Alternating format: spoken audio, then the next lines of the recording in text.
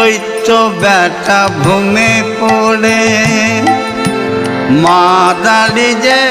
তার জুপরে দৈত্য বেটা ভূমে পড়ে মা দাঁড়ি যে তার জুপরে মায়ের পাদ স্পর্শে দানব দেহ শিবরূপী হয় রণস্থলে পাদ স্পর্শে দানব দেহে মায়ের পাদ স্পর্শে দানব দেহে শিবরূপী হয় রণস্থলে শিবী নয় মার পদতলে লোকে মিথ্যে কথা বলে